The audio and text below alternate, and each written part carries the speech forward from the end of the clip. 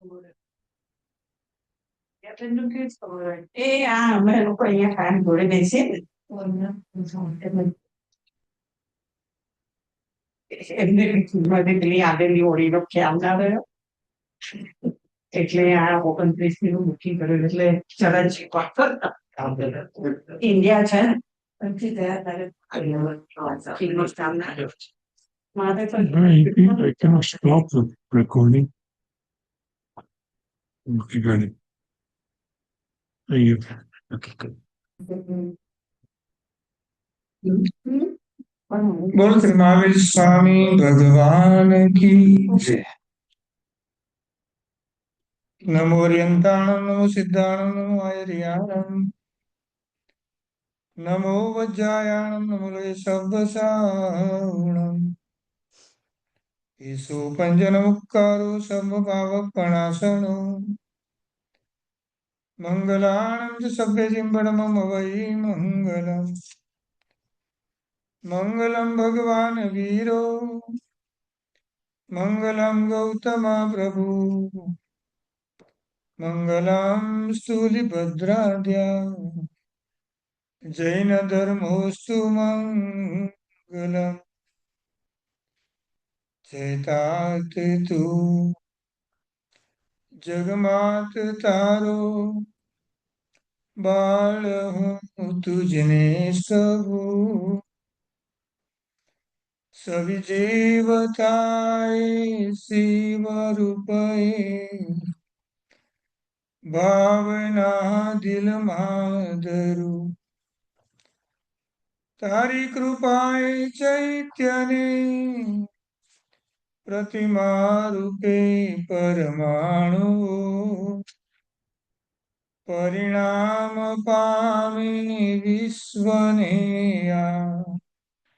जीव शिव रूप तुम हो आजीव शिव रूप तुम એમની ઓળીની આરાધનાનો આજે બીજો દિવસ સિદ્ધ પરમાત્માની આરાધના અને સ્તવના અને સ્તુતિ લઈને આપણે પ્રવચનમાં આગળ વધશું.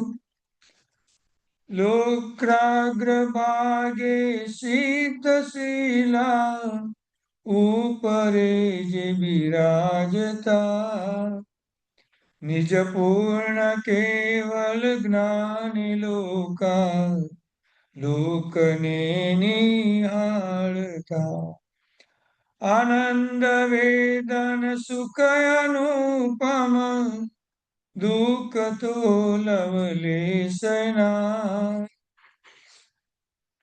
સવિસિદ્ધના ચરણમાં શુભ ભાવે કરું વંદના શુભ ભાવે કરું વંદના. જો યોગસૂત્રની છેલ્લી લાઈન સિદ્ધા સિદ્ધિ મમ દિશંતુ, પરમાત્માની પાસે રોજ આ સ્તવના કરવા દ્વારા સિદ્ધ શિલાની ઉપર સિદ્ધ ભગવંતનું જ્યાં સ્થાન છે એવા મોક્ષ ગતિની સિદ્ધ સુખની આપણે માગણી કરી. પરમાત્મા નું શાસન મળ્યા પછી બધાનું લક્ષ્ય માત્ર એક જ હોય. પાંચેમાં જ પરમેશ્વરી ભગવંતમાં આર્યન પરમાત્મા, આચાર્ય ભગવાન, ઉપાધ્યાય ભગવંત અને સાધુ ભગવંત બધાનું લક્ષ્ય માત્ર એક જ છે, મારે સિદ્ધિ ગતિને પામવું છે. આપણો આત્મા અરૂપી કહેવાય. આપણે શરીર ધારી છીએ એટલે રૂપી છીએ, અને સંસારમાં બધા કામો આપણા કેવા છે તો બહુ રૂપી કહેવાય. અલગ અલગ પ્રકારના વેશ ભજવવા માટે આ જગતમાં આપણે આવ્યા છીએ. જો એ નાટક અને વેશ બરાબર ભજવતા આપણને આવડે તો જ આપણે કર્મમાંથી મુક્ત થઈ શકીએ. જીવને શિવ થવું હોય, બધા જ કર્મથી મુક્ત થવું હોય તો જીવનમાં કાંઈક અંશે પરિવર્તન લાવવું પડશે. એક શબ્દ આવે કે સંસારમાં દરેક ગતિનું પુનરાવર્તન થાય છે પણ પરિવર્તન થતું નથી. મનુષ્ય ગતિ પહેલી વાર નથી મળી. અસંખ્ય વાર મનુષ્ય ગતિને પ્રાપ્ત કરી, દેવની પણ અસંખ્ય વાર ગતિને પ્રાપ્ત કરી, નરગતિમાં પણ એટલી વાર જઈને આવ્યા. સૌથી વધારે પરિભ્રમણ ક્યાં કર્યું આપણે? તિર્યંક ગતિની અંદર. નામ જ એવું હતું, તિર્યક, તેડા ચાલવાનું. જેનામાં વિનય અને વિવેક ન હોય, તિર્યંક ગતિ કહેવાય. અત્યારે પણ જો આ જ વ્યવહારની અંદર વિનય વિવેક વગરનું જીવન આપણું હોય અને હમણાં પણ આપણે તિર્યંક ગતિ નામ કરવાનું બંધ પડે. પાંચે પાંચ પરમેશ્વરી ભગવંતોને લક્ષ્યમાં રાખીને આરાધના કરવા પછી હેતુ આપણે પોતાને સમજાવવો જોઈએ.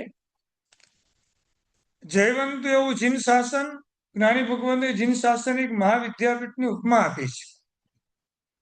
એમાં મહાવિદ્યાપીઠના સ્થાપક કોણ છે? તો હરિયન પરમાત્મા સ્વયં.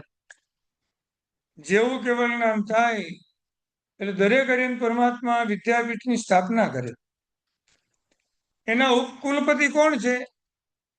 આચાર્ય ભગવંત. એના પ્રાધ્યાપક કોણ છે? ઉપાધ્યાય ભગવંત.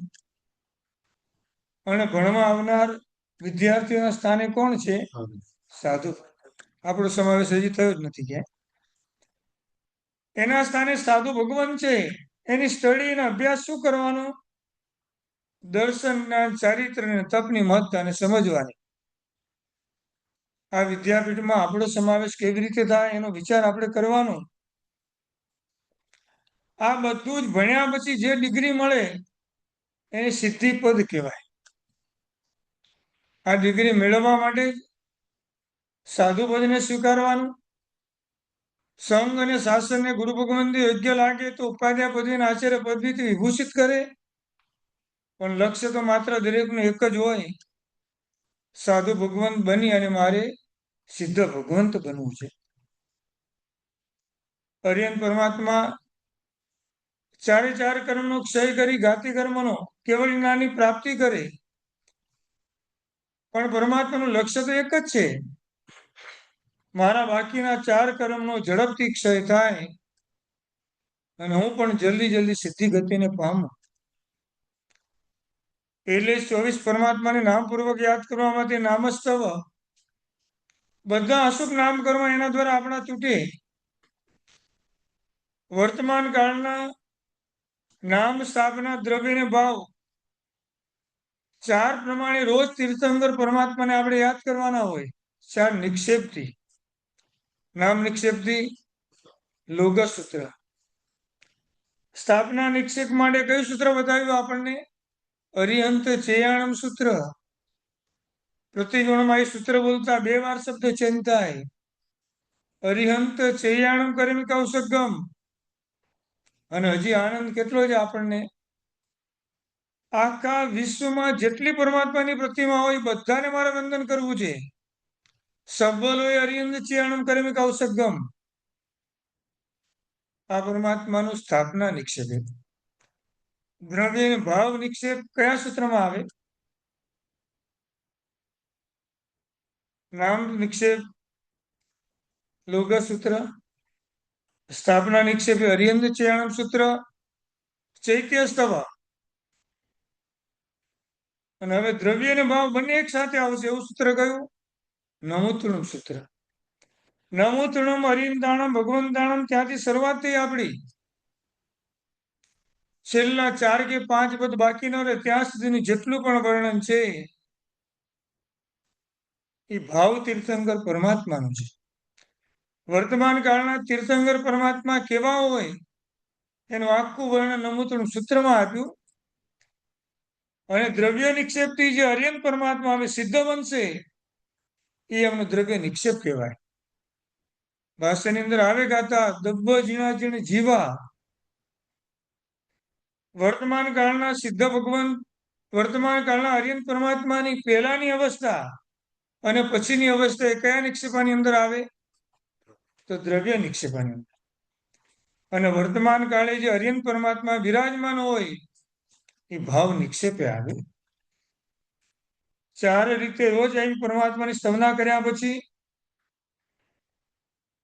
આવા પરમાત્માની સ્તવના કરતા કરતા લક્ષ્ય આપણું બંધાઈ જવું જોઈએ. જ્યારે પણ આ સૂત્ર બોલાય એને છેલ્લે પદ આવે, સિદ્ધા સિદ્ધિ મમ દિશંતુ.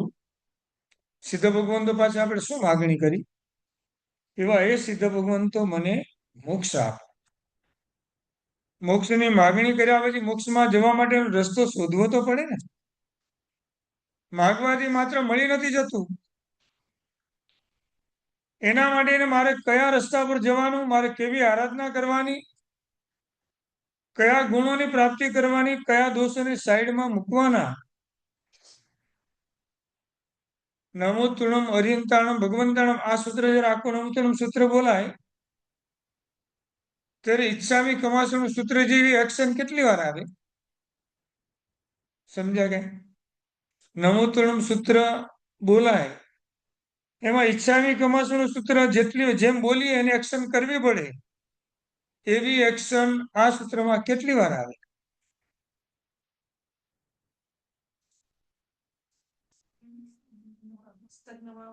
હા, 3 વખત આવે.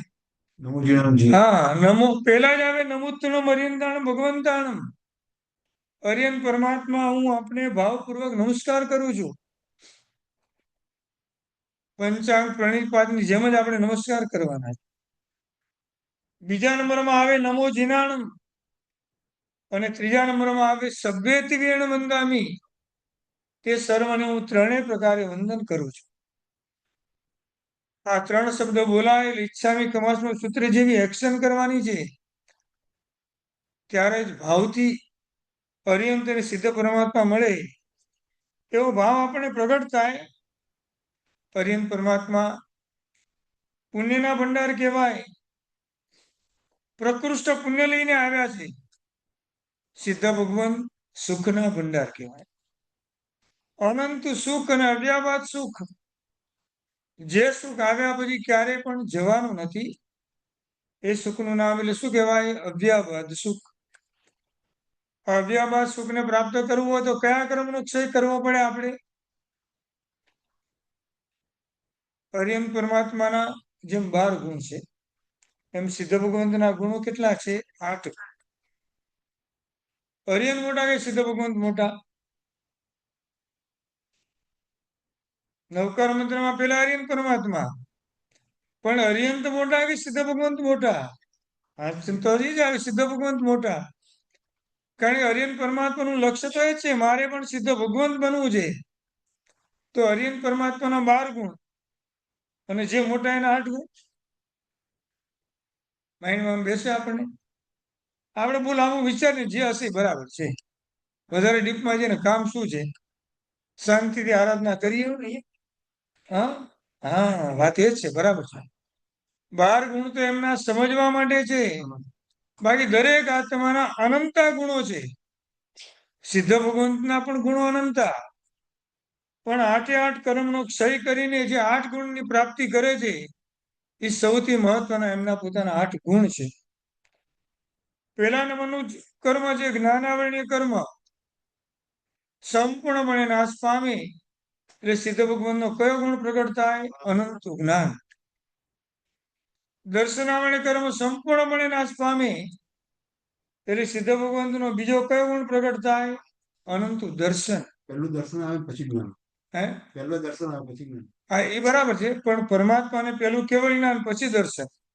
આપણા માટે પહેલું દર્શન પછી જ્ઞાન. આપણને જ્ઞાન થાય ને એની પહેલા દર્શન થાય. આપણા માટે દર્શનની ડેફિનેશન શું? કોઈ પણ વસ્તુનો સામાન્ય બોધી દર્શન કહેવાય અને કોઈ પણ વસ્તુનો વિશેષ બોધી જ્ઞાન કહેવાય. આપણા હાથમાં બોલપેન ખાલી જોવાથી ખબર બોલપેન જ છે, આ સામાન્ય બોધ. બોલપેન કઈ કંપનીની છે, કેવા કલરની છે, શા માટે ઉપયોગ થાય, આ બધી જે ખબર પડે એ જ્ઞાન કહેવાય. પણ કેવળ જ્ઞાની પરમાત્માને કેવળ જ્ઞાન થયા પછી પહેલા કેવળ જ્ઞાનનો ઉપયોગ હોય પછી દર્શન નો આવે. વાત આપણી અત્યારે એ છે. દર્શન આવણે કર્મનો ક્ષય થાય એટલે અનંત દર્શન નામનો ગુણ પ્રગટ થાય. વેદનીય કર્મનો સંપૂર્ણપણે ક્ષય થાય એટલે અવ્યાબાદ સુખની પ્રાપ્તિ થાય. કર્મ પ્રમાણે ભલે આપણે પેલું જ્ઞાન આપણે કર્મ બોલીએ છીએ પણ સિદ્ધ ભગવાનને પણ જેને બનવું છે, કેવળ જ્ઞાની જેને પ્રાપ્તિ કરવી છે, એને સૌથી પહેલા કયા કર્મનો ક્ષય કરવો પડે? મોહનીય કર્મ. આત્મા છે ને એ 8મા ગુણસ્થાનકથી એમની ક્ષપક શ્રેણીની શરૂઆત થાય, 9મા ગુણસ્થાનકે આવે. અને 9મા ગુણસ્થાનકે આવીને મોહનીય કર્મની 27 પ્રકૃતિનો ક્ષય કરે. 10મા ગુણસ્થાનકે માત્ર એક જ સૂક્ષ્મ લોભ નામની મોહનીય કર્મની પ્રકૃતિ લઈને આત્મા 10મા ગુણસ્થાનકે જાય. 10મા ગુણસ્થાનનું નામ શું છે? સૂક્ષ્મ સંપ્રાય. માત્ર થોડો જ કસાય બાકી છે. અને સીધો આત્મા આવે 10મેથી સીધા 12મે. જેને ઉપસમ શ્રેણી કરીને જવાનો હોય 10મેથી 11મે જશે, પણ ક્ષય કરીને જવાનું હોય સીધા 10મેથી 12મે જશે. 12મા ગુણસ્થાનનું નામ જ છે ક્ષીણ મોહ. જે મોહનીય કર્મ જેવો અહીંયા લઈને આવે 12માની શરૂઆતમાં, એટલે આત્મા એવો પુરુષાર્થ કરે, બેલેન્સમાં રહેલું મોહનીય કર્મ સંપૂર્ણપણે નાશ પામે. ક્ષીણ મોહ. મોહનીય કર્મનો સંપૂર્ણ ક્ષય થયો. 12મું ગુણસ્થાનક આવી રીતે હોય એમ તો મોહનીય કર્મ અહીંયા નાશ પામે. એટલે અહીંયા જ્ઞાનાવરણ કર્મ રાહ જોઈને ઊભું હોય, અહીંયા દર્શનાવરણ કર્મ રાહ જોઈને ઊભું હોય, અને 12માના છેલ્લા સમય એની આગળના સમયે અંતરાય કર્મ ઉભેલું હોય. એ ત્રણેય કર્મ એમ જ કહે છે અમારે તો જવાની ઈચ્છા છે, પણ સૌથી પહેલા મોહની કર્મને હટાવો. એ જ્યાં સુધી જશે નહીં ત્યાં સુધી અમારી જવાની કોઈ તૈયારી નથી. જેવું મોહનીય કર્મ નાશ પામે એટલે ક્ષણમાં જ જ્ઞાનાવરણીય, દર્શનાવરણીય અને અંતરાય કર્મ એટલે 4 ઘાતી કર્મનો ક્ષય થાય. અને 12મા ગુણસ્થાનના એન્ડમાં આત્માને કેવળ જ્ઞાનની પ્રાપ્તિ થાય. જ્યાં સુધી બાકીનું આયુષ્ય કર્મ પૂરું હોય એ પૂરું કરવા માટે આત્મા 13મા ગુણસ્થાનકે રોકાઈ જાય, જેનું નામ છે સહયોગી કેવલી ગુણસ્થાન. 3 યોગ સાથેનું જીવન અહીંયા પૂરું કરવાનું. અને આત્માએ શુક્લ ધ્યાનના બીજા અને ત્રીજા ભેદમાં પ્રવેશ કર્યો. હવે સિદ્ધ ભગવાન બનવાની પ્રક્રિયાની શરૂઆત થાય. 13મા ગુણસ્થાનકને એન્ડ ઉપર આવે એટલે શુક્લ ધ્યાનનો ત્રીજો ભેદ આવે. અને 14મા ગુણસ્થાનક જેવો સ્પર્શ કરે એટલે શુક્લ ધ્યાનના ચોથા ભેદમાં પ્રવેશ કરીને આત્મા કાયા, વચન અને મનમાંથી મુક્ત થઈને 3 યોગમાંથી નીકળીને શાશ્વત એવા સ્થાનને એટલે સિદ્ધિ ગતિને પામે. જ્ઞાનાવરણ કર્મ નાશ પામે અનંતુ જ્ઞાન, દર્શનાવરણ કર્મનો ક્ષય કરવાથી અનંતુ દર્શન. આ પરમાત્માના દર્શનનો વિચાર કરતા કરતા આપણે વિચારવાનું, આપણી પાસે અત્યારે ચક્ષુ દર્શન છે, આને ચર્મચક્ષુ કહેવાય. આ જ્ઞાનનો અભ્યાસ કરતા કરતા ગુરુ ભગવંતો પાસેથી શ્રુત જ્ઞાનનો અભ્યાસ કરતા કરતા કયા ચક્ષુને પ્રગટ કરવાના? આપણે શ્રુત જ્ઞાનના ચક્ષુને. અને શ્રુત જ્ઞાનના ચક્ષુનું આલંબન લઈને કેવળ જ્ઞાનના ચક્ષુ સુધી આપણે પહોંચવા. ચામડાની બનેલી ચાકનો ઉપયોગ કરતા જો આપણને આવડે તો શ્રુત જ્ઞાનના ચક્ષુ આપણને મળતા વાર ન લાગે, આખી દ્રષ્ટિ આપણી ચેન્જ થઈ જાય. સવારના ઉઠવાનું હોય કે જાગવાનું હોય? આંખ ખુલ્યા એને ઉઠ્યા કહેવાય, અને દ્રષ્ટિ ખુલે એને જાગ્યા. સવારના ઉઠવાનું નથી, આપણે જાગવાનું છે. અને જાગીને પછી ધર્મ કરતા કરતા મોક્ષ તરફ ભાગવાનું છે. લક્ષ્ય આપણું આ બંધાવવું જોઈએ. મોહનીય કર્મનો સંપૂર્ણપણે ક્ષય થાય એટલે અનંતુ ચારિત્ર નામનો ગુણ પ્રગટ થાય. જ્ઞાનાવરણીય, દર્શનાવરણીય, વેદનીય, મોહનીય આયુષ્ય કર્મનો સંપૂર્ણપણે ક્ષય થાય એટલે આત્માને અક્ષય સ્થિતિ નામનો ગુણ પ્રગટ થાય. મોક્ષમાં આવ્યા પછી જે સ્થિતિ મળવાની છે એ ક્યારેય પણ ક્ષય પામશે નહીં. દેવનું વધારે વધારે 33 સાગરોપમનું આયુષ્ય અંતે પૂરું કરીને સંસારમાં તો આવવાનું. નરક ગતિનું પણ વધારે વધારે 33 સાગરોપમનું આયુષ્ય એ પૂરું કરીને પણ સંસારમાં આવવાનું. મનુષ્ય ગતિનું મેક્સિમમ આયુષ્ય કેટલું? 3 પલ્યોપમ. એ પણ અસંખ્ય વર્ષ. દેવગુરુ ઉત્તર કુરુક્ષેત્રમાં અત્યારે આટલું મોટું આયુષ્ય વાળા યુગલિક મનુષ્યનું યુગલિક તિર્યંચો હમણાં પણ છે. અને તિર્યંચ ગતિમાં આપણે મેક્સિમમ આયુષ્ય કેટલું, તો ત્યાં પણ 3 ભલ્યો પણ. આયુષ્ય કર્મનો બંધ પડે એટલે જન્મ એને અવશ્ય લેવો પડે. આગળ ગ્રંથમાં કીધું છે, માતાના પેટની અંદર બાળક આવે, જેવો જન્મ એનો થાય એટલે પરભવનું આયુષ્ય એનું નક્કી થઈ જાય. રોજ પરમાત્માની પૂજા પૂરી થાય એટલે આપણે બોલવું પડે છે, જન્મ જરા મૃત્યુ નિવારણ આવ્યો. જલમ ચંદનમ પુષ્પમ ધૂપમ દીપમ અક્ષતમ પૂજાય છે મહેશ્વા. સવારે ચાલે 4 પગે, બપોરે ચાલે 2 પગે, સાંજે ચાલે 3 પગે અને રાત્રે ચાલે બીજાના પગે. ખબર પડી ગઈ? સવારે ચાલે 4 પગે, બપોરે ચાલે 2 પગે, સાંજે ચાલે 3 પગે અને રાત્રે ચાલે બીજાના પગે. હા, આપણો જન્મ થયો, આપણે 2 પગ ને 2 હાથથી ચાલતા હતા, એ આપણી સવાર હતી. જ્ઞાની ભગવંતે આપણા જન્મને સૂર્યોદયની ઉપમા આપી છે અને આપણું મૃત્યુને સૂર્યાસ્તની ઉપમા આપી છે. આપણો સૂર્યોદય થઈ ચૂક્યો છે, સૂર્યાસ્ત ક્યારે થશે એની આપણને ખબર નથી. પણ સૂર્યાસ્ત થાય એની પહેલા જે પણ કામ કરવાનું છે એ બધું કામ આપણું પૂર્ણ થવું જોઈએ. આની ચિંતા આપણે હોવી જોઈએ. સવારે ચાલે 4 વાગે આપણું બાળપણ હતું, યુવાન અવસ્થામાં આવ્યા એટલે બપોરે ચાલે 2 પગે. આ મધ્યાહન કાળે આપણે આવી ગયા છીએ, એ જ અવસ્થામાં જે કાર્યો કરવાના હતા બધા કરી લેવાના હોય. આપણી સાંજ એટલે સાંજે ચાલે 3 પગે. વૃદ્ધાવસ્થા આવી એટલે 2 પગની લાકડી આવી. કેટલા પગ થયા? 3. આયુષ્ય કર્મ જયારે પૂરું થશે ને એટલે આપણો સૂર્યાસ્ત પૂરો થઈ ગયો, અંધારું આપણા જીવનમાં આવી ગયું અને જીવનમાં રાત્રિ વ્યાપી ગઈ. રાત્રે ચાલે બીજાના પગે. આપણા શરીરને ઉપાડવા માટે બીજા પગ લઈને આવીને આપણને શમશાનમાં મૂકી આવશે. જન્મ થયા પછી મૃત્યુ ક્યારે આવશે ને કોઈ નક્કી નથી. આપણે કોઈ અમરપટો લઈને આવ્યા નથી. એકવાર 2-3 દેવો છે ને ભેગા થયા એટલે એક દેવ બીજા દેવને વાત કરે છે કે એવી સૌથી એક મહત્વની વસ્તુ છે આ મનુષ્યને આપવી છે પણ આપણે એને એવી જગ્યાએ મૂકવી છે કે એને ખબર જ ન પડે એમ. એટલે એક દેવ કેમ કરો, અમારું નિવાસસ્થાન ભવનપતિ છે ત્યાં આવીને મૂકી જાઓ. તો બીજા દેવ કે હજી તું મનુષ્યને ઓળખતો નથી, ગમે ત્યાં પહોંચી જશે. બીજા દેવે કીધું એક કામ કરો, અમારા જ્યોતિષ દેવની અંદર આવીને મૂકી જાઓ, ત્યાં સુધી ક્યાં આવશે? તો કે ત્યાં પણ આવી જશે. એટલે અંતે બધા દેવો વિચાર કરતા કરતા કરતા વિચાર કરે છે કે મારે અમૃતને મૂકવું ક્યાં? એવી જગ્યા કોઈ બતાવો જ્યાંનું ધ્યાન જ ન જાય. ત્યારે એને કીધું એ અમૃતને એના હૃદયમાં મૂકી દો.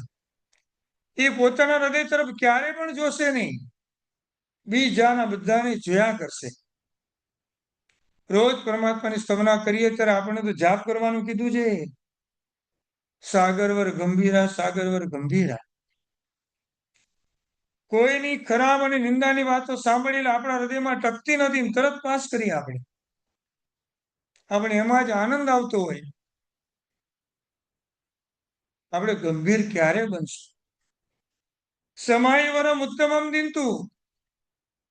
જેટલા નિમિત્તો પણ અસમાધિના આપણા જીવનમાં બનતા હોય ત્યારે સમાયવરમ ઉત્તમમ દિનતુ પદનો આપણને જાપ કરવાનો કીધો. શરીરનું આરોગ્ય બરાબર સચવાતું ન હોય, અસમાધિ વારંવાર આપણા જીવનમાં આવતી હોય, આરોગ્ય ભોઈ લાભમ, આરોગ્ય ભોઈ લાભમ, એનો જાપ આપણને કરવાનો કીધો. આરોગ્ય સાથે બુદ્ધિ બીજની માગણી કરી. ઓટોમેટિક સમય તો મારા જીવનમાં આવશે, મારું આરોગ્ય સચવાશે. જીવતા સમાધિ રાખી હોય ને મરતી વખતે સમાધિ આવે. ડગલે પગલે જેટલા અસમાધિના નિમિત્તો મળે, શું કરવાનું? આપણે સમાધિને ક્ષમતા રાખવાની. એન ટાઈમે ગમે એટલા ગુરુ ભગવંત આવીને આપણને ગમે એટલી નિર્યામણા કરાવશે પણ આપણું ઠેકાણું નહીં પડે. શરીરના મહત્વના જે અંગ છે, નાભીથી ઉપરના બધા અવયવોથી શુભમાં ગણાય અને નાભીથી નીચેના અવયવો બધા અશુભમાં ગણાય. સિદ્ધ ભગવંતની આ સ્તવના કરતા કરતા, સિદ્ધ પદની આરાધના કરતા કરતા આપણું લક્ષ્ય તો એક જ હોય કે મારા આખા શરીરમાંથી આત્મા નીકળે. આવું ક્યારે બને? જ્યારે સિદ્ધ બનવાનું હોય ત્યારે. જ્યારે આત્માએ મોક્ષમાં જવાનું હોય ત્યારે આખા શરીરમાંથી આત્મા બહાર નીકળે. અને જેટલી હાઈટ હોય, સમજો મેક્સિમમ 500 ધનુષ્યની કાયાવાળા તીર્થંકર પરમાત્મા મોક્ષમાં જાય. અને મોક્ષમાં જવાનો એક નિયમ છે. આત્મા એક જ સાથે 500 ધનુષ્યની કાયામાંથી બહાર નીકળે, એના 3 ભાગ કરવાના. એમાંથી 2 ભાગ પ્રમાણે આત્મા પ્રદેશ સંકોચાઈ જાય. 333 ધનુષ્ય પ્રમાણે આત્મા સિદ્ધ સલાની ઉપર લોકના અગ્રભાગે જઈને અટકી જાય. આપણા માટેની વાત છે.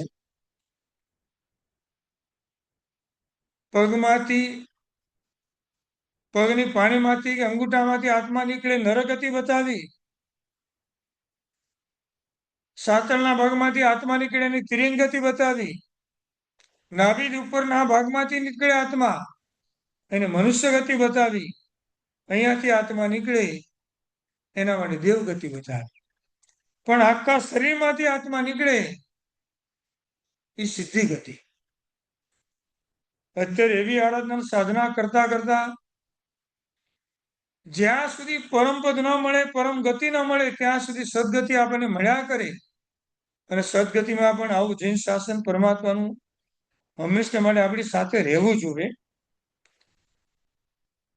આયુષ્ય કર્મ સંપૂર્ણપણે નાશ પામે એટલે અક્ષર સ્થિતિ ગુણ આપણને પ્રગટ થાય. નામ કર્મ સંપૂર્ણપણે નાશ પામે એટલે આત્માને અરૂપીપણાની પ્રાપ્તિ થાય. જેને કોઈ રૂપ જ નથી, હવે આત્મા પ્રદેશો પોતાના સ્થાનમાં જઈને એવી રીતે ગોઠવાઈ ગયા.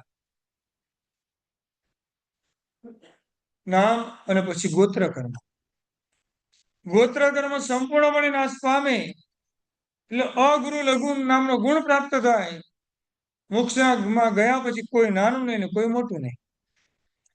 હવે મહાવીર સ્વામીનો આત્મા પણ એ જ અને ગૌતમ સ્વામીનો આત્મા પણ એ જ. હવે ગુરુ શિષ્યનો સંબંધ કોઈ આવતો નથી. અને છેલ્લું અંતરાય કર્મ સંપૂર્ણપણે નાશ પામે એટલે આત્માની સૌથી મહત્વની 5 લબ્ધિઓ પ્રગટ થાય. અનંતુ દાન, અનંતુ લાભ, અનંત ભોગ, અનંત ઉપભોગ અને અનંત શક્તિ. આવા સિદ્ધ ભગવંતના 8 ગુણ પ્રગટ કરવા માટે આવા સિદ્ધ પદની આરાધના આપણે કરવાની હોય. અર્યંત પરમાત્મા પહેલા જ આપણે કીધું પુણ્યના ભંડાર છે. સિદ્ધ ભગવાન સુખના ભંડાર છે. આચાર્ય ભગવાન આચારના ભંડાર છે. ઉપાધ્યાય ભગવંત વિનયના ભંડાર છે. અને સાધુ ભગવંત એટલે કરવાનું સાધનાના ભંડાર છે. દીક્ષાને સ્વીકારીને લક્ષ્ય એક જ હોય, 24 કલાક તરત સાધના કરવાની. અને આ સાધના કરવા દ્વારા સાધ્ય માત્ર એમનું પણ એક જ છે, જલ્દી જલ્દી મને સિદ્ધિ ગતિની પ્રાપ્તિ થાય.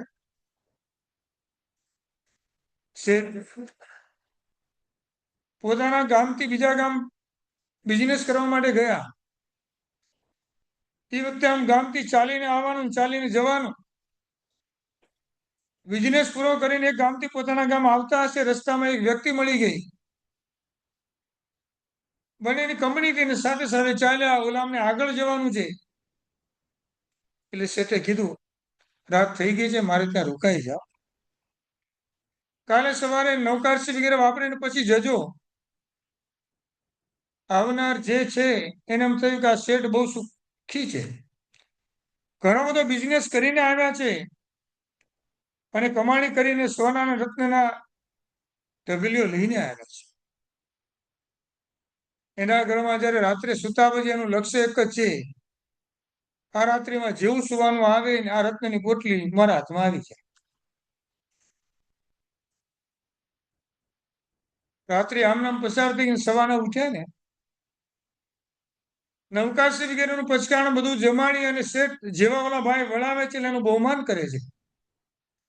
જે રત્નની પોટલી એને લેવાની ઈચ્છા હતી ને એ જ રત્નની પોટલી એને હાથમાં આપીને બહુમાન કર્યું, હું આ તમને ભેટ આપું છું. એટલે ભાઈને પૂછે છે યુવાન, આ રત્નની પોટલી લેવા માટે આખી રાત હું જજુમ એમ ક્યાં હતી એમ? જે છે ને હકીકત કહી દીધી. મને આ લેવાની એટલી તીવ્ર ઈચ્છા થઈ ગઈ હતી, આપે મૂકી હતી ક્યાં એમ? તો કે રાત્રે સુતી વખતે તારા ઓશિકા નીચે જ આ પોટલી મેં મૂકી દીધી હતી. શું? તારા તકિયાની નીચે જ આ પોટલી મૂકેલી એમ. કારણ શું આવ્યું? આપણે બધે જોયા કરીએ છીએ પણ આત્માની અંદર ક્યારે પણ જોતા નથી. સ્વ આત્માની અંદર જોવાનો પ્રયત્ન કરવાનો છે. મારો આત્મા સિદ્ધ ભગવંત બનવાને સક્ષમ છે કે નહીં? તો છે. મારા આત્માની અંદર સિદ્ધ ભગવંતના 8 ગુણો બેલેન્સમાં પડ્યા છે કે નહીં? તો પડ્યા છે. મારો આત્મા એ ભવિષ્યનો પરમાત્મા છે. આપણે આની પહેલા પણ કીધું, વર્તમાન કાળના સિદ્ધ ભગવાન આદિનાથ ભગવાન કે મહાવીર સ્વામી એ અત્યારે જિનાલયમાં બિરાજમાન છે અને ભવિષ્યના સિદ્ધ ભગવાન આપણે છીએ. ભગવાનની પાસે પણ ડરતા ડરતા નથી જવાનું, ભગવાન બનવા માટે જવાનું છે. અને ભગવાન જેવા બનવા માટે ભગવાન જેવા થવાનું છે. ભગવાન તમારો વર્તમાન કાળ એ મારો ભવિષ્ય કાળ છે. તમે વર્તમાન કાળે જે સિદ્ધ ભગવાન બન્યા છો, હું ભવિષ્યમાં પણ સિદ્ધ ભગવાન બનવાનો છું. પરમાત્મા મારો વર્તમાન કાળ એ આપણો ભૂતકાળ હતો. તમે મારી પણ જેમ બેસીને દિનાલીમાં આવીને આરાધના સાધના કરતા હતા.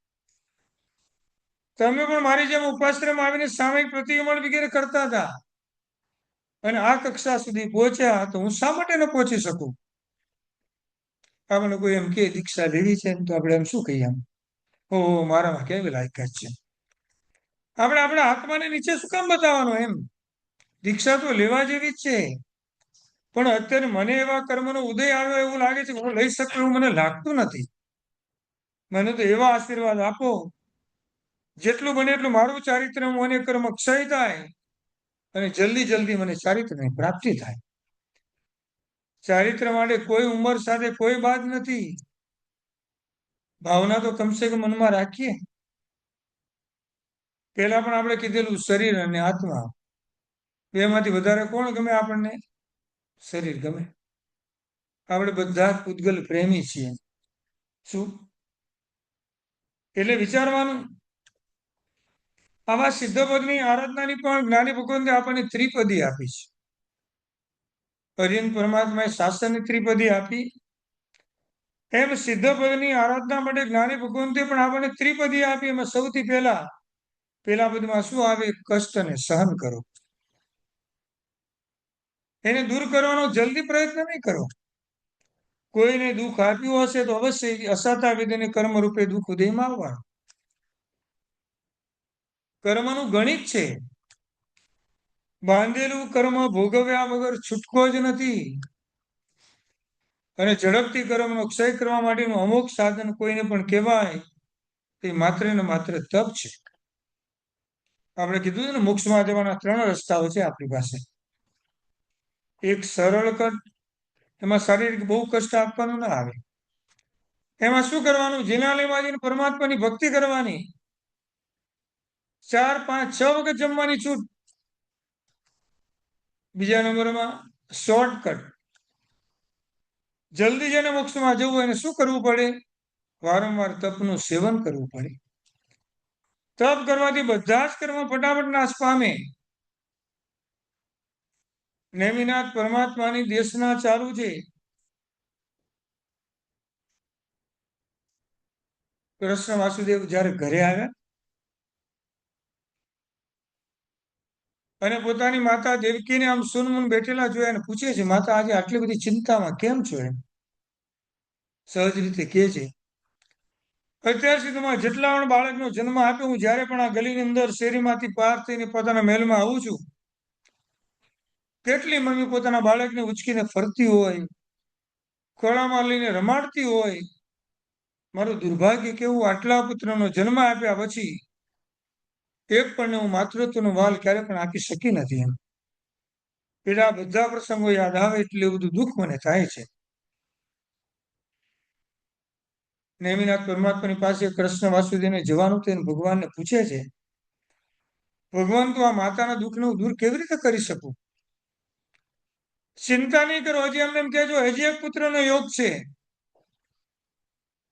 સ્ટોરીમાં આપણે લંબાણપૂર્વક ન જઈએ, પણ પછી જેનો જન્મ થયો, જન્મતાની સાથે હાથમાં લેવામાં આવે તો વજનથી ઉચકી શકાતા નથી. આખા પરિવારમાં જે કાયા ન હોય એવી સુકોમળ કાયા જેને મળી છે, નામ શું પાડ્યું હતું? ગજ સુકુમાર. અપેક્ષાએ હાથી જેવું વજન, ગજ જેવું વજન, સુકોમળ એની કાયા. જેટલા પણ સંસ્કાર આપવા છે બધા સંસ્કારો નાનપણથી આપતા ગયા. જેટલા બાળકોને માતૃત્વનો વાલ અપાયું નથી બધું મારે એને આપી દેવું છે. પારણામાં જ્યારે પણ ઝુલાવે ત્યારે આ જ ગીતો બધા ગાય. ત્વમ સિદ્ધોસી ત્વમ બુદ્ધોસી.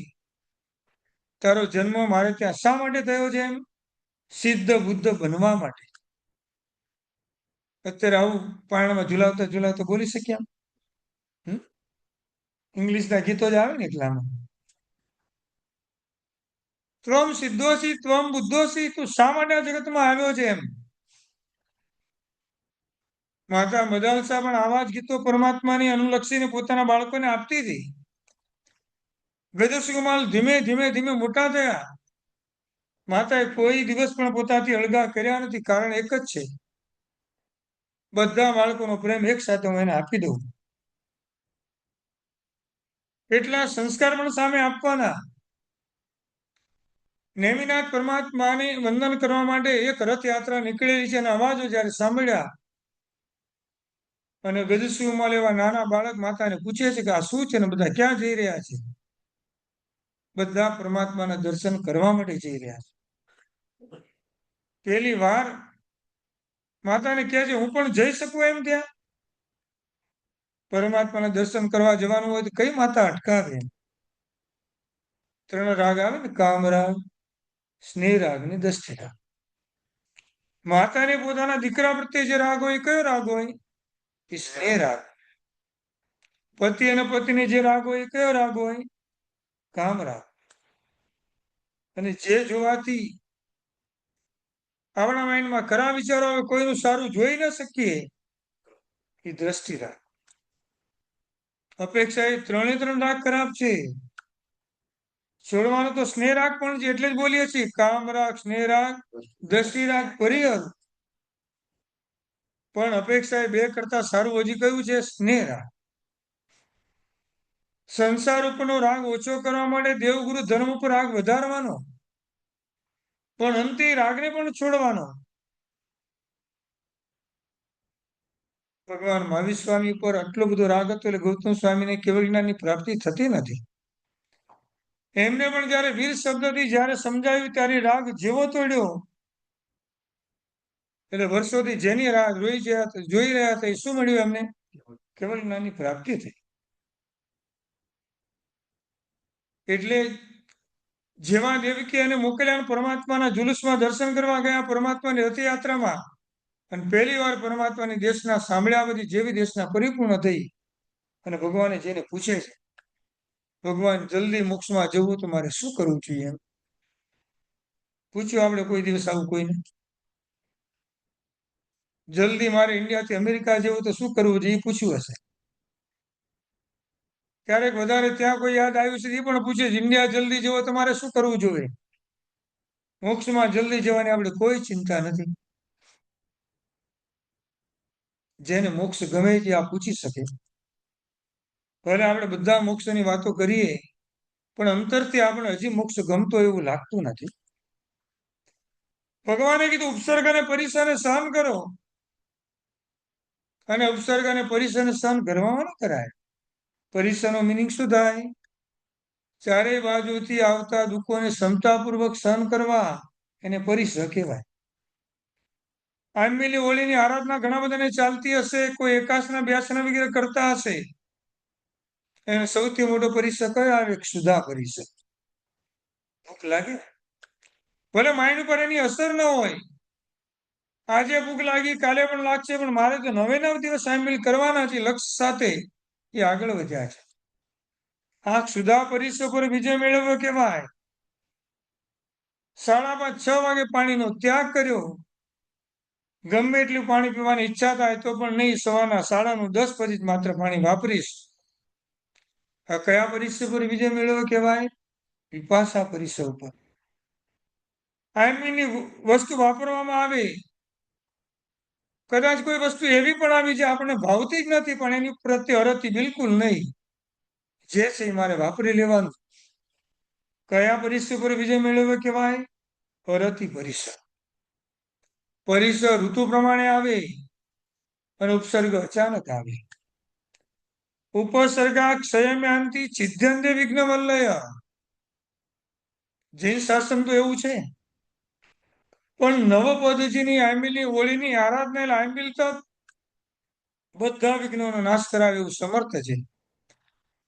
જલ્દી ઉપસર્ગ અને પરિસરને સહન કરે એવા શબ્દ જયારે સાંભળ્યા અને સમજાયું, ચારિત્ર્યના માર્ગે ગયા વગર આ વસ્તુ મારા માટે શક્ય નથી. જેવા ઘરે આવેલ માતાને વિનંતી કરે છે કે ચારિત્ર્યના માર્ગે જવાની મને અનુમતિ આપો. દેવકીએ જ્યારે આ શબ્દ સાંભળ્યો ત્યાં બેસી ગયા અને બેભાન અવસ્થાની અંદર આવી ગયા. હવે આ દીકરો પણ મારાથી છૂટો પડી જશે એમની દાસીઓ ભેગી થઈ ગઈ અને ઉપચાર કરવા લાગી. અને જેવા સ્વસ્થ થઈને ઉભા થયેલા આંખમાંથી આંસુ નીકળે છે. દેવકીનો આત્મા પણ સમકીથી આત્મા છે અને ઉભા થઈને હાથ ઊંચો કરીને દીકરાને આશીર્વાદ આપે છે. જા બેટા, હું તને ચારિત્ર્યના માર્ગે જવાની અનુમતિ આપું છું સિદ્ધ સુખને પ્રાપ્ત કરવા માટે, પણ એવું વચન મને આપ. આ ચારિત્ર્યનો સ્વીકાર કર્યા પછી એવા ચારિત્ર્યને તું દીપાવજે, આ સંસારમાં છેલ્લી માતા તરીકેનું બિરુદ મને મળવું. હવે આ ચારિત્ર્યનો સ્વીકાર કર્યા પછી કોઈ માતાની કુક્ષી તારે જન્મ ન લેવો પડે એવા ચારિત્ર્યનું તું પાલન કરજે. સાષ્ટાંગ દંડવત માતાને પ્રણામ કરે, આશીર્વાદ લઈને બીજા દિવસે એમની દીક્ષા થઈ. શુભ કામમાં દેરી ન હોય, ત્યાં મુહૂર્ત બધા શુભ જ મુહૂર્ત હોય. અને દીક્ષાનો જેવો સ્વીકાર કરેલો પરમાત્માની પાસે આવીને સીધું એ જ પૂછ્યું, ભગવાન હવે જલ્દી મોક્ષમાં જવું હોય તો શું કરવું પડે? જાઓ જંગલમાં જઈને ઉપસર્ગ અને પરિસરને સહન કરો. પહેલા દિવસે દીક્ષાના પહેલા જ દિવસે ત્યાં લઘુ દીક્ષા વડી દીક્ષા કાંઈ હોય જ નહીં, પહેલેથી વડી દીક્ષા. અને ગયા સીધા જંગલની અંદર. ઠાણીણમ મોણીણમ જાણીણમ અપ્પાણમ ઓશિરામી. એક સ્થાન પર ગોઠવાઈ ગઈને કાયને બધાનો ત્યાગ કરવાનું માઇન્ડમાં બાંધી લીધું. કાયા અને આત્મા સાથેના સંબંધો હવે દૂર કરવાનો પ્રયત્ન શરૂ કરે. આપણે બધાને ખ્યાલ છે, સ્વામિલ નામના સસરા જયારે બહારથી દૂરથી આવે છે, જ્યારે ગજસ્કુમાર મુનિ ભૂપંદે જોયાને ખ્યાલ આવી ગયો, પૂછ્યા વગર દીક્ષા અને ભયંકર ઉપસર્ગની ત્યાં શરૂઆત થઈ. માટીની પાળ બાંધીને ખેર અંગારા શિરે ધર્યા ગઈ. આખું શરીર ભડકે બળે છે. મારું શરીર બળે છે, મારો આત્મા બળતો નથી. આ તો મારા ઉપકારી છે. જો આ દુઃખ અને આ કર્મ મને જો ઉદયમાં ના આવ્યું હોત, હું જલ્દી કર્મનો ક્ષય કેવી રીતે કરી શકું? સવારે દીક્ષા, બપોરે કેવળ જ્ઞાન અને સાંજે મોક્ષ. આ સિદ્ધ પરમાત્માની કેટલી ભક્તિ કરી હશે, સિદ્ધ પરમાત્માનું કેવું આલંબન લીધું હશે, ત્યારે અહીંયા સુધી પહોંચી શકાય.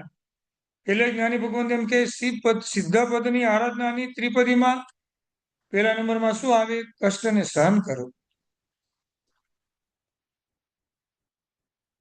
સરસ મજાનું જ્યારે પણ સ્તવનના માધ્યમે જ્યારે પણ બોલવાનું આવે ત્યારે એવા ભાવ પ્રગટ કરવાના.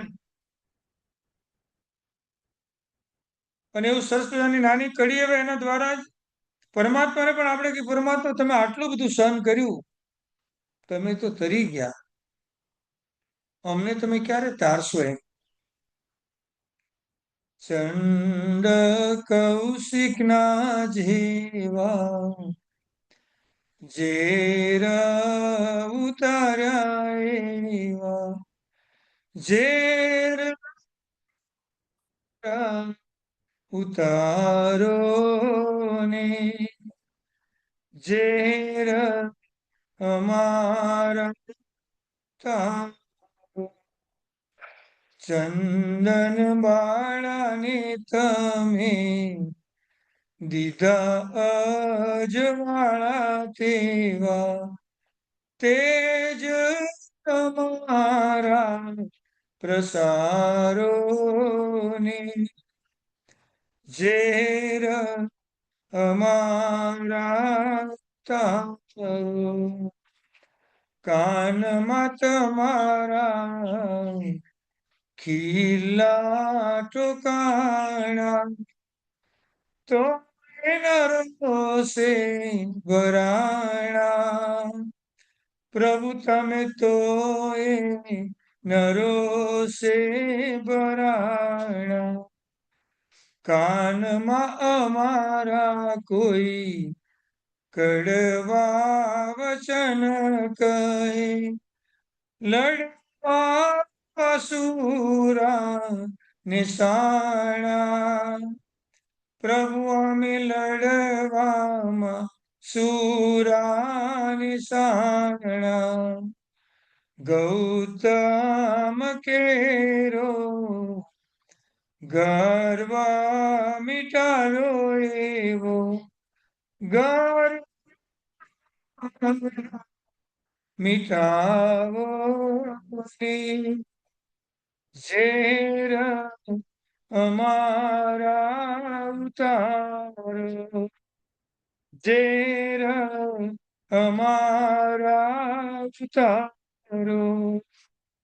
આવા સ્તવનના માધ્યમે જયારે પણ પરમાત્માને આપણે કહીએ એમ કેટલા બધા કર્મનો ક્ષય થાય. ભગવાન તમે બધું સહન કરીને ગયા, આવી સહન કરવાની શક્તિ અમારા જીવનમાં ક્યારે આવશે?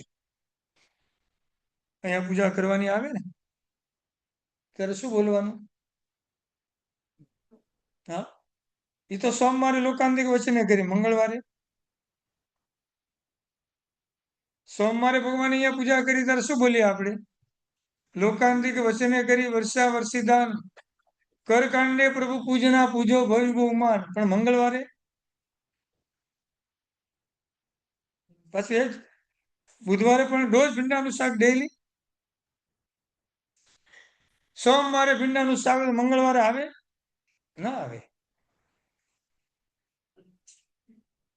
જિનાલયમાં જયારે પણ ગભારામાં પ્રવેશ કરવાનો હોય ને ત્યારે 9 અંગના દુઆનું ચિંતન કરીને પછી અંદર જવાનું.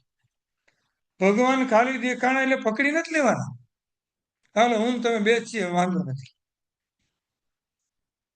દુઆ તો રોજ બોલ્યા, દુઆના માધ્યમે ચિંતન કરવાનું છે. ભગવાન એક 40 લોગસનો કૌશક શું?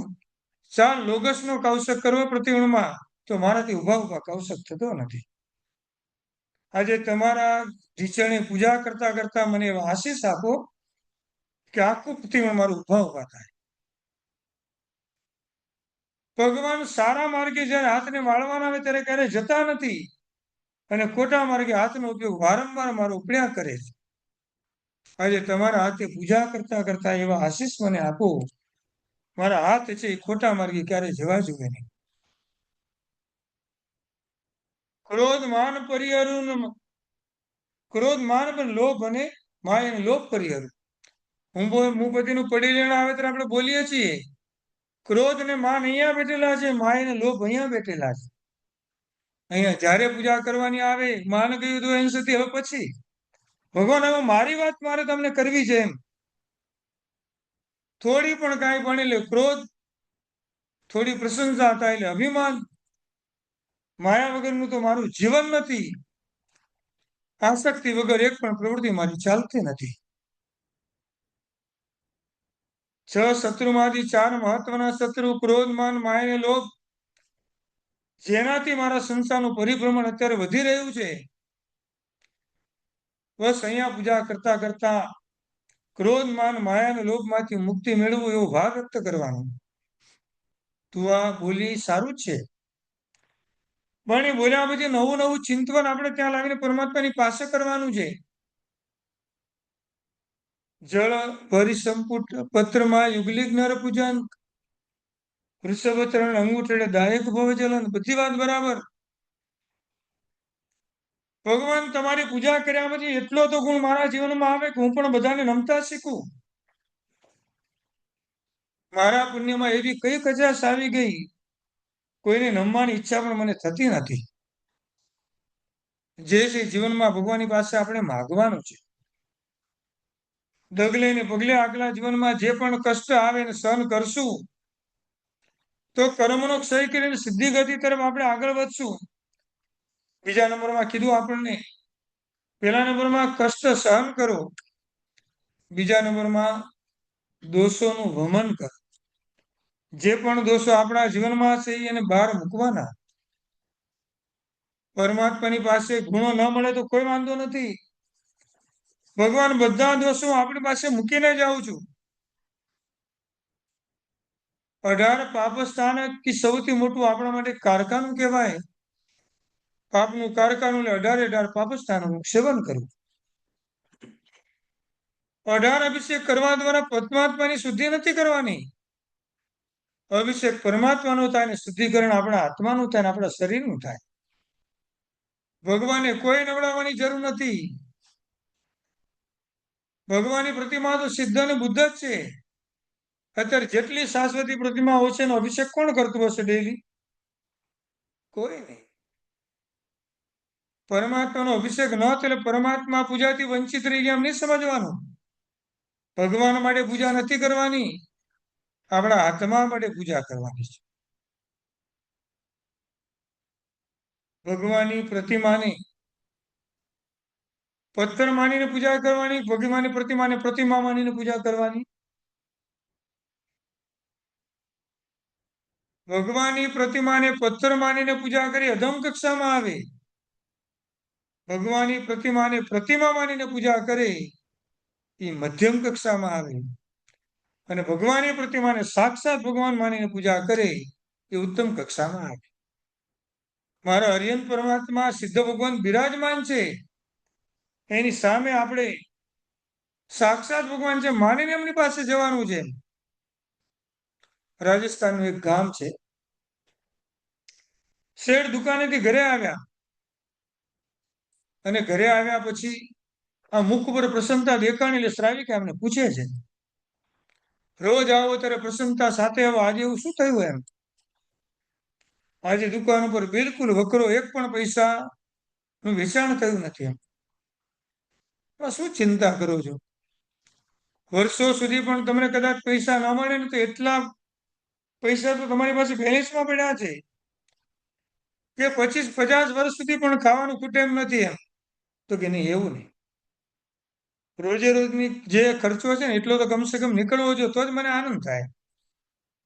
એટલે શેઠાણી એમ કહે છે, તમારો રોજનો ખર્ચો કેટલો? એમ આ એ વખતના ટાઈમની વાત છે તો કે 590 રૂપિયા. એટલે શેઠાણી પોતાના કબાટની અંદર ગયા અને એક રૂમાલ બાંધેલી થેલી હતી, એ થેલી લઈને આમ એમાંથી રૂમાલ કાઢ્યો. એમાં પૈસા પોતે ભેગા કરેલા અંદર રાખ્યા હતા કરકસર કરીને. શેઠને કહે છે, તમે મને જે પૈસા વાપરવા માટે આપતા હતા ને, આમાંથી થોડા ઘણીના બચાવીને રાખ્યા છે, આપણો જેટલો ખર્ચો છે એ પ્રમાણે પૈસા અહીંયામાંથી લઈ લ્યો. અને શેઠ તો એવા ખુશ થઈ ગયા. 590 રૂપિયા મળી ગયા એટલે આનંદ આનંદ થઈ ગયો. અને શેઠાણી પર પહેલી વાર એટલા બધા પ્રસન્ન થયા અને કહે છે, તું મારી પાસે હવે કંઈક માગે. અત્યાર સુધી હું તને કાંઈ આપી શક્યો નથી, આજે તે મને એટલી પ્રસન્નતા અપાવી છે, તું મારી પાસે કંઈક માગે. શેઠાણી કહે, મારે કાંઈ માગવું નથી, મારે બધું છે, શું જોવે? એમ નહીં, તારે માગવું તો પડશે. શેઠાણી કે, દુકાનેથી આવ્યા છો, થાકી ગયા છો, પેલા એક કામ કરો, જમી લો પછી વાત. જેવા શેઠ જમી લીધું પાછા બેસી ગયા, તરત જ કીધું, નહીં, હવે તો મારી પાસે કંઈક માગ. શેઠાણીએ 10 મિનિટનો ટાઈમ લીધો અને પછી એની ડિમાન્ડની શરૂઆત કરી.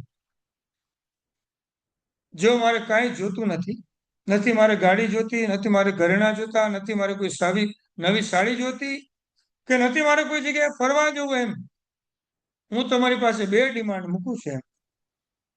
એમાંથી તમને જે યોગ્ય લાગે એકનો સ્વીકાર કરવા. બોલ, શું ડિમાન્ડ છે? જૈન શાસ્ત્રને પામેલી શ્રાવિકા હતી. શેઠ દુકાનમાં એટલા રચ્યા બિચારે ધર્મ કરવાની બિલકુલ ક્યારે પણ ઈચ્છા થાય નહીં. શેઠાણી રોજ પરમાત્માને જઈને એક જ પ્રાર્થના કરતા, મારા શ્રાવકને એવી સદબુદ્ધિ આપો કે એમનું અંતરાય કર્મ તૂટે ને આપણા દર્શન કરવા માટે આવે. આજે અવસર આવ્યો એટલે કીધું, મારી પહેલી ડિમાન્ડ એવી છે, રોજ દુકાને જાઓ એટલે પરમાત્માને દર્શન કરીને જવાનું. તો એ બીજી ડિમાન્ડ કહીએ એમ, જો એ તમને ના પાવે તો ગુરુને વંદન કરીને જવાનું. હું એમ નથી કહેતી બંને તમે કરો, પહેલા બેમાંથી એક કરો એમ. એટલે એને કીધું મને થોડો ટાઈમ વિચાર કરવા આપો, બેમાંથી મારે શું કરવું એમ. અને અંતે એમ કીધું કે આવતીકાલે હું હવે રોજ પરમાત્માના દર્શન કરી અને પછી હું ઓફિસે જઈશ, દુકાને એમ. એટલે શેઠાણી સહજ રીતે પૂછે, તમે આમ 10 મિનિટનો ટાઈમ એના માટે શા માટે લીધો? તો કે જો દેરાસરમાં ભગવાન છે ને પ્રતિમા બેઠા હોય, આપણે કઈ આવડે ના આવડે બધું ચાલે, કાંઈ આપણે કોઈ કઈ કે નહીં. અને ઉપાસમાં તો ગુરુ ભગવાન સાક્ષાત બેઠા હોય, આપણે કઈ આવડે નહીં તો આપણું તો આવી બને કે. પણ જો આ રાજસ્થાની સત્ય બનેલી ઘટના છે, શેઠે જેવા પરમાત્માના દર્શન કરવાની શરૂઆત કરી, વધીને 2 વર્ષમાં બંને આત્માઓ ચારિત્ર્યના માર્ગે નીકળી ગયા.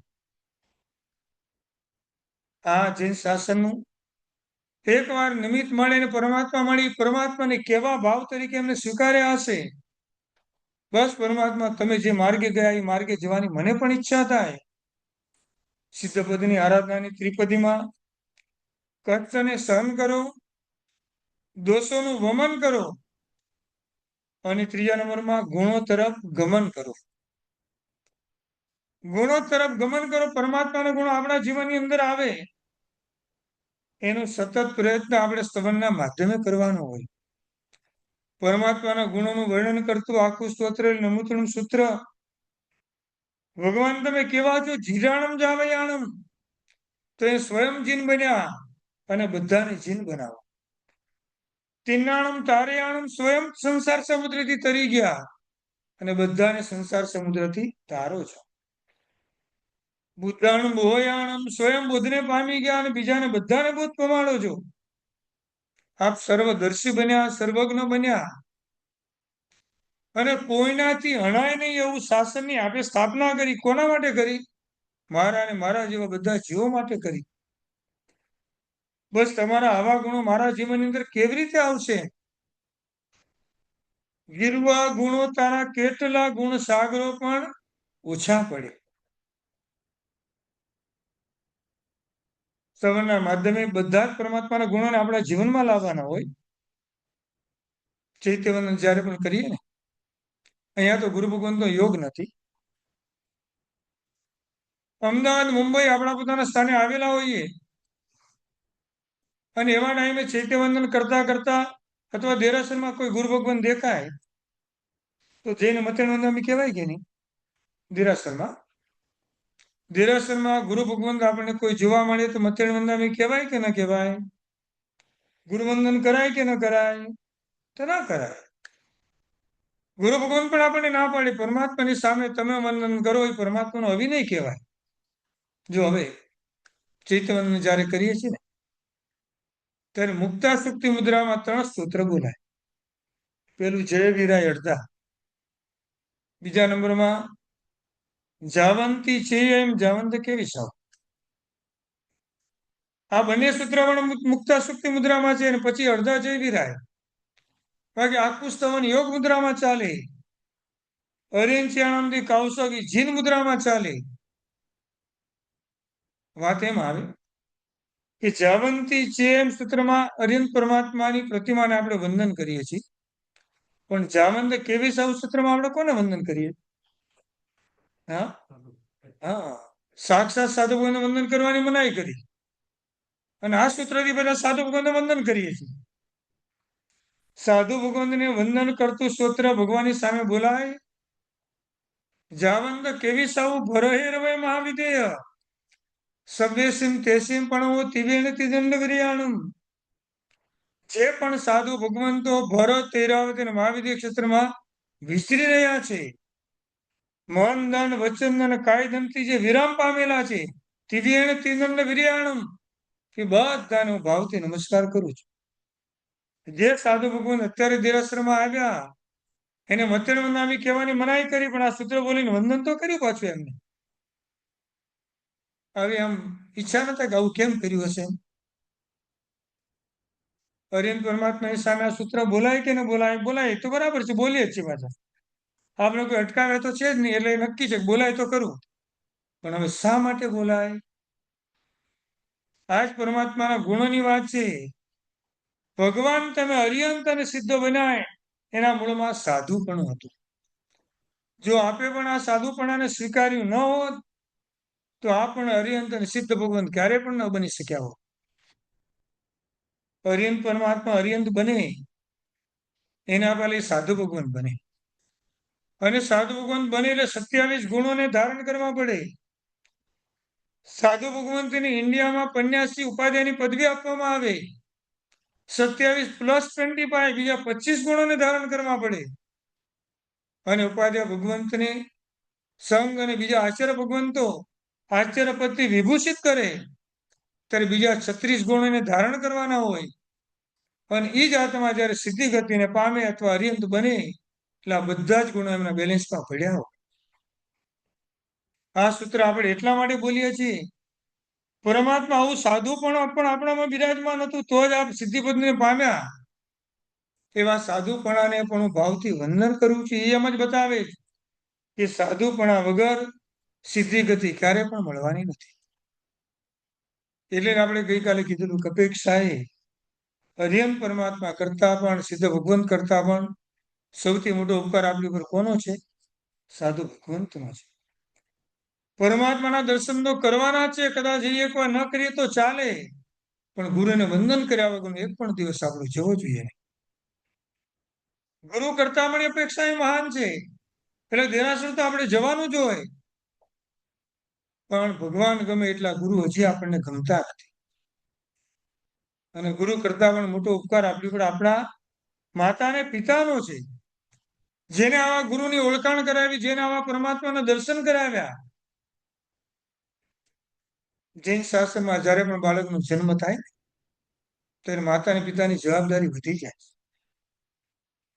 ઉચ્ચ કોટીનું પુણ્ય હોય જ આત્મા છે જૈન શાસ્ત્રની શ્રાવિકાના કુક્ષે જન્મ લઈ શકે.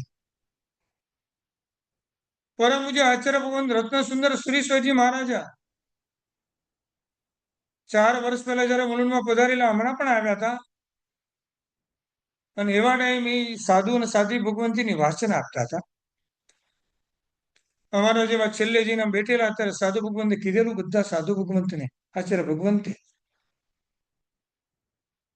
જેના જેના ઉપકાર છે એને મનમાંથી ક્યારે પણ વિસરતા નહીં. એમાં એક નંબર કોનો આવ્યો? જૈન શાસ્ત્રની શ્રાવિકાનો. આ જૈન શાસ્ત્રની શ્રાવિકાએ આપણી પર કેટલો બધો મોટો ઉપકાર કર્યો છે. અત્યારે તમે મારી દેશના સાંભળો છો, પ્રવચન સાંભળો છો, વિહાર કરો છો, અને આખી બધી જ ક્રિયા કરો છો. એમાં સૌથી મહત્વનું પરિબળ શું છે? શ્રાવિકાએ બનાવેલી ગુજરી રસોઈ. જો આ જૈન શાસ્ત્રની શ્રાવિકા રસોઈ જ ન બનાવે પોતાના ઘરમાં તો ગુજરી આપણને મળે કેવી રીતે? ભલે આપણે એને દ્રવ્યથી નમસ્કાર કરી શકતા નથી, પણ ભાવથી જ્યારે ગુજરી વાપરવાની આવે, જૈન શાસ્ત્રની શ્રાવિકાને ભાવથી વંદન કરજો. ધન્યસી શ્રાવિકાને જેને પોતાના ઘરમાં આવી સરસ મજાની રસોઈ બનાવી, એમાંથી અમને કંઈક લાભ મળ્યો તો અમારું આ જીવન અત્યારે અમે સહજ રીતે જીવી શક્યા છે. ડગલે ને પગલે આ બધી વસ્તુનો આપણે વિચાર કરવાનો હોય. છેલ્લે જ્યારે વિચારવાનું કે આવા સિદ્ધ ભગવંતનું સુખ તો એકદમ સુખ પણ એમનું શુદ્ધ છે, ક્યાંય બનાવટ નહીં. મળ્યા પછી ક્યારે પણ જવાનું નથી. બીજા નંબરમાં એમનું સુખ સ્વાધીન છે, પોતાના આત્માને આધીન. આપણું સુખ તો બીજાને આધીન છે. એ બોલાવે તો આપણને ગમે, ન બોલાવે તો પાછું આપણું મોઢું ખરાબ થઈ જાય. ત્રીજા નંબરમાં એમનું સુખ પરફેક્ટ એટલે બરાબર છે. જે સુખ દરેક સિદ્ધ ભગવાનને મળ્યું એ સુખ મને પણ મળવા. એ સુખમાં કોઈ ફેરફાર નહીં. ચોથા નંબરમાં આ સુખ કેવું? તો કે શાશ્વત સુખ. આ સુખ આવ્યા પછી ક્યારેય પણ જવાનું નથી. સિદ્ધ ભગવંતની આરાધનાનો દિવસ, સિદ્ધાણમ સ્તોત્રના માધ્યમે રોજ એમની સ્તવના કરવાની. વર્તમાન કાળના ભગવાન સિદ્ધ સ્વરૂપે આપણી સામે બિરાજમાન છે. એની પૂજન કરતા કરતા મારો આત્મા પણ જલ્દી જલ્દી સિદ્ધિ ગતિને પામે અને આપણી જે ત્રિપદી, મારા જીવનમાં આવતા કષ્ટને હું સહન કરું, દોષો બધા આપણી પાસે મૂકીને જાઓ અને ગુણો બધા આપણી પાસેથી લઈને જાઓ. મારા જીવનમાં આવું પરિવર્તન આવે, એની પરિવર્તન કરવા દ્વારા હું જલ્દી જલ્દી સિદ્ધિ ગતિને પામું, એવો ભાવ આપણે બધા વ્યક્ત કરજો. પરમાત્માની આજ્ઞા વિરુદ્ધ કાંઈ પણ બોલાવ્યું હોય, મિચ્છામિ દુક્કડમ.